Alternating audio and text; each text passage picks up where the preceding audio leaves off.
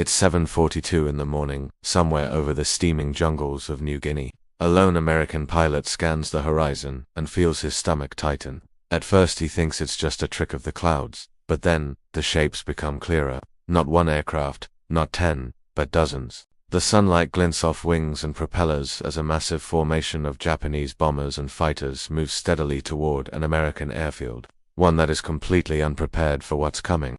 Second Lieutenant Philip Adair is only 23 years old. He's been in combat for just a short time. He isn't an ace. He isn't famous. He's still learning, still trying to prove himself. That morning, he wasn't even supposed to be flying. His Curtiss P-40 Warhawk had already seen hard use. The aircraft is scratched, worn, and patched together by mechanics doing everything they could just to keep it operational. Many pilots consider the P-40 outdated compared to newer fighters. Some joke that it's stubborn, heavy, and unforgiving. But it's available, and in this moment, it's the only aircraft in the sky between the enemy and the base below. The warning had come too late. Japanese forces had perfected surprise attacks in the Pacific, using clouds and low-level approaches to slip through defenses. Radar coverage in the region was limited and unreliable. By the time the alarm finally reached the airfield, the enemy was already close. Bombers loaded with explosives are flying directly toward fuel depots, parked aircraft, and hundreds of personnel who have almost no protection. Adair understands what that means. If those bombers reach their target, the destruction will be catastrophic. The airfield will burn. Aircraft will be destroyed on the ground. Supply lines will collapse. The entire region could fall into chaos. And he also knows something else. He is completely alone.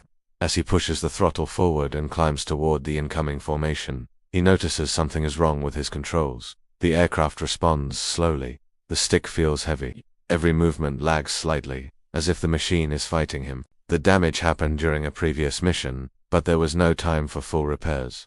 In training, instructors warned him about this exact situation. A damaged control system in combat meant you couldn't turn quickly enough. You couldn't dodge. You couldn't survive. Every instinct screamed for him to turn back, to save himself. But below him was his airfield, his friends, his duty. He checked his guns, took a deep breath, and pointed his nose directly into the heart of the enemy formation.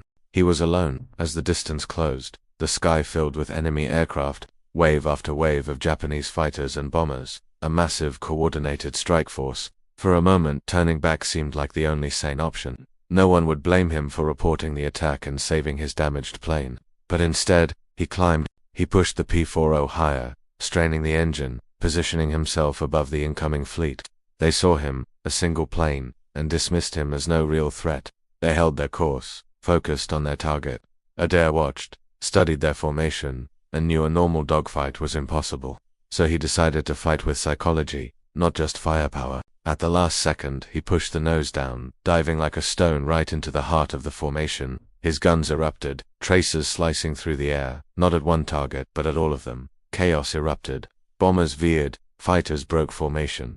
The sudden, insane attack shattered their discipline. Confusion was his weapon, and it worked. The attack was broken before it even began. What if the greatest victory is the one that never makes the history books? The one where no one gets a medal, because the disaster was prevented before it ever began. This is the story of one such victory.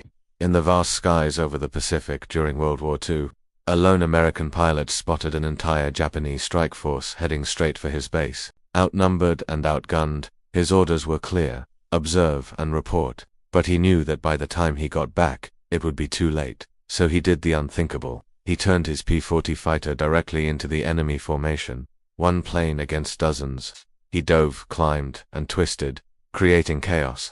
Enemy fighters swarmed him, bullets ripping through his plane, the cockpit filled with smoke. He knew he couldn't win a direct fight, but winning wasn't the point. His goal was to delay, to create the illusion of a much larger defense, to make the enemy think reinforcements were just moments away. For what felt like an eternity, he held them off, and then, it happened. The Japanese commander, believing he was flying into a trap, gave the order to withdraw. The entire attack was called off. The lone pilot, his plane barely holding together, limped back to base. Mechanics would later count hundreds of bullet holes. He hadn't shot down a single enemy plane, but he had saved everyone. This is a reminder that true courage isn't always about the battles you win, but the disasters you prevent. Thanks for watching.